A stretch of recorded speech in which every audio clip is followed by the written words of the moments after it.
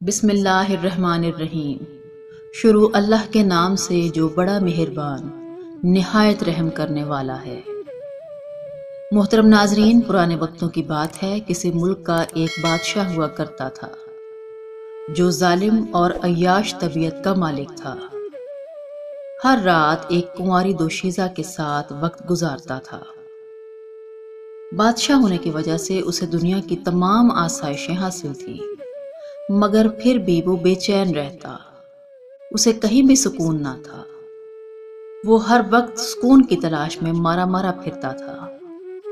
وہ نجومیوں سے اس کا حل معلوم کرتا۔ کوئی کہتا کہ بادشاہ سلامت کو شکار پر جانا چاہیے، کوئی بتاتا کہ خوبصورت عورتوں کے پہلو میں رہا کرو، کوئی کہتا کہ عیش و عشرت کے ساتھ جینے کی کوشش کرو۔ غرض یہ کہ ہر کوئی طرح طرح کے مشورے دیتا، مگر بادشاہ کے دل کو چین نہیں آتا تھا۔ وہ تمام آسائشوں کے باوجود سکون سے محروم تھا۔ ایک دفعہ کا ذکر ہے کہ بادشاہ اپنے ساتھیوں کے ساتھ شکار پر نکلا ہوا تھا کہ راستے میں اسے ایک ہرن دکھائی دیا۔ بادشاہ کو وہ ہرن بہت پسند آیا۔ بادشاہ اسے شکار کرنے کا سوچنے لگا۔ بادشاہ اس ہرن کو شکار کرنے کے لیے اس کا پیچھا کرنے لگا۔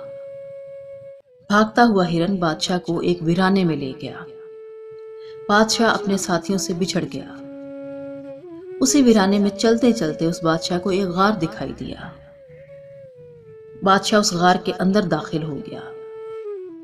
غار میں ایک سمت سے آواز آ رہی تھی۔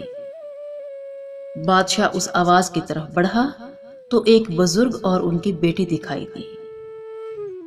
وہ بزرگ اپنی بیٹی سے کچھ کہہ رہا تھا۔ بادشاہ چھپ کر ان کی باتیں سننے لگا۔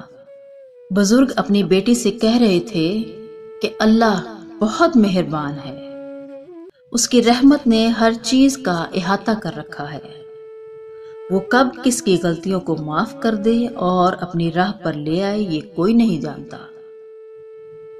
بادشاہ نے جیسے ہی اس لڑکی کو دیکھا تو وہ لڑکی اس بادشاہ کو بھا گئی۔ بادشاہ نے بزرگ سے کہا، یہ لڑکی مجھے پسند آ گئی ہے، میں اسے اپنے ساتھ لے کر جاؤں گا اور محل میں اپنے ساتھ رکھوں گا۔ بزرگ بادشاہ کو سمجھانے لگے کہ یہ میری اکلوتی اولاد ہے اور میرے بڑھاپے کا واحد سہارا ہے، لہٰذا تم اسے میرے ساتھ رہنے دو۔ لیکن بادشاہ نے بزرگ کی ایک نہ سنی اور لڑکی کو اپنے ساتھ محل لے گیا۔ بادشاہ نے محل پہنچتے ہی اپنے خادم خاص کو حکم دیا کہ اس لڑکی کو آج رات ہی تیار کر کے اس کے کمرے میں پیش کر دیا جائے۔ چنانچہ حکم کی تعمیل کی گئی۔ لڑکی کو اسی رات تیار کر کے بادشاہ کے حرم خانے میں بھیج دیا گیا۔ بادشاہ نے جب اس لڑکی کو دیکھا تو کہنے لگا، میں نے آج تک جتنی بھی حسین لڑکیاں دیکھی ہیں، تم ان سب میں سے سب سے زیادہ خوبصورت ہو، تمہیں دیکھ کر مجھے سکون مل رہا ہے۔ یہ سن کر وہ لڑکی بولی، بادشاہ سلامت، اگر اجازت ہو تو ایک بات کہہ سکتی ہوں؟ بادشاہ نے کہا، اجازت ہے۔ لڑکی نے کہا، میں ہر نماز اپنے وقت پر ادا کرتی ہوں، آج میں نے ابھی تک عشاء کی نماز نہیں پڑھی، میری نماز رہ جائے گی اور اس وجہ سے آپ کو دوہرا عذاب ہوگا، کیونکہ آپ نے ایک تو خود نماز ادا نہیں کی اور نہ ہی مجھے نماز ادا کرنے دی۔ اگر آپ مجھے نماز ادا کرنے دیں تو ہو سکتا ہے کہ اللہ تعالیٰ آپ کو ہمیشہ کا سکون عطا کر دے۔ بادشاہ نے کہا، تم کیا چاہتی ہو؟ لڑکی نے کہا، میں ایک بار نماز ادا کرنا چاہتی ہوں۔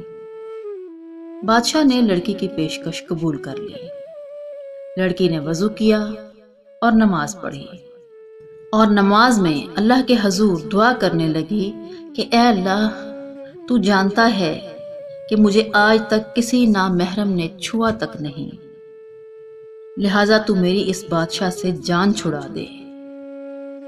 لڑکی نماز پڑھنے گئی تو بادشاہ بستر پر ہی لیٹا لڑکی کا انتظار کرنے لگا اور وہیں اسے نیند آ گئی۔ لڑکی جب واپس آئی تو اس نے دیکھا کہ بادشاہ سو گیا ہے۔ وہ چپ چاپ محل سے باہر چلی گئی۔ بادشاہ نے اسی رات خواب میں دیکھا کہ وہ لڑکی محل سے کچھ تلاش کر رہی ہے۔ بادشاہ نے خواب میں ہی اس سے پوچھا تم کیا تلاش کر رہی ہو؟ تو لڑکی نے جواب دیا میں ہرن تلاش کر رہی ہوں۔ بادشاہ نے جب سنا تو غصے میں چلانے لگا کہ محل میں ہرن کہاں سے آیا؟ ہرن چاہیے تو جنگل میں جاؤ۔ لڑکی بولی اگر ہرن محل میں نہیں مل سکتا تو دلی سکون بھی محل میں بیٹھ کر نہیں ملا کرتا۔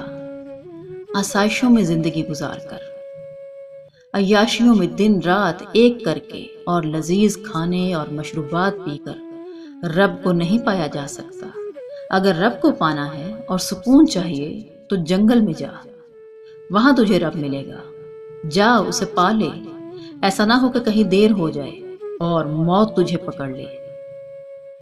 یہ باتیں سن کر بادشاہ لڑکی کو بلانے کی کوشش کرتا ہے، لیکن لڑکی غائب ہو چکی ہوتی ہے۔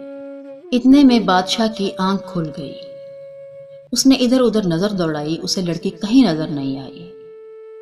وہ سارے محل میں تلاش کرواتا ہے، لڑکی کا کوئی سراغ نہیں ملتا۔ اب بادشاہ دولت اور محل کو ٹھکرا کر جنگل کی طرف نکل گیا۔ بادشاہ بہت تلاش کرتا ہے مگر وہ لڑکی اور بزرگ دوبارہ نہیں ملتے۔ ایک دن وہ بادشاہ یوں ہی جنگل میں پھر رہا تھا کہ اسے وہی بزرگ دوبارہ نظر آئے۔ اب بادشاہ بھی فقیر کی طرح نظر آ رہا تھا۔ بادشاہ اس بزرگ سے کہتا ہے کہ آج سے کچھ سال پہلے جب میرے پاس دولت کے انبار تھے، عالیشان محل تھا، خوبصورت دوشیزائیں تھیں، مگر سکون قلب میسر نہیں تھا۔ آج میرے پاس پہننے کو ایک کپڑا ہے، ایک وقت کی روٹی بھی مشکل سے ملتی ہے، میرے پاس پہننے کو ایک بھی جوتا نہیں ہے، لیکن آج میرا دل مکمل طور پر پرسکون ہے اور میں مطمئن ہوں اور خوش و خرم زندگی گزار رہا ہوں۔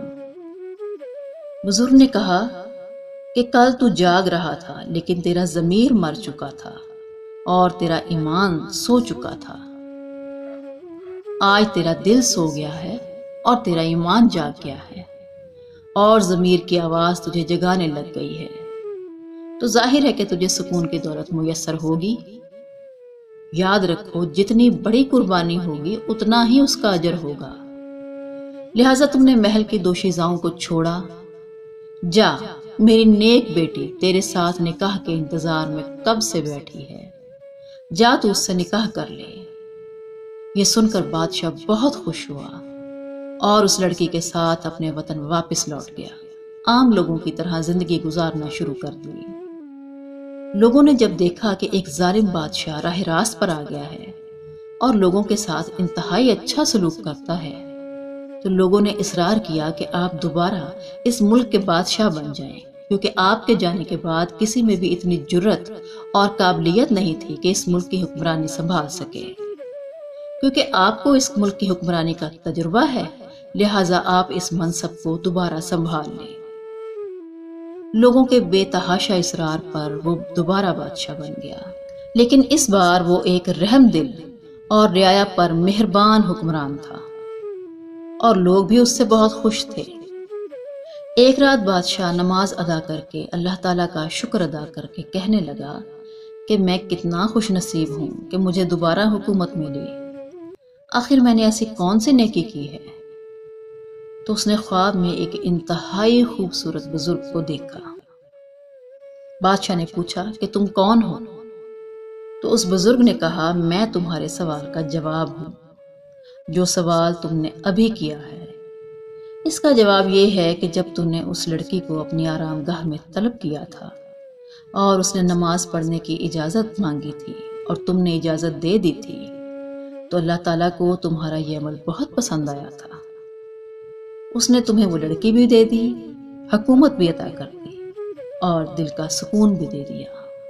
تو معزز خواتین و حضرات، قرآن پاک ہمیں یہ بتاتا ہے کہ انسانی قلب کا سکون اور آرام اللہ تعالیٰ کی یاد میں ہے۔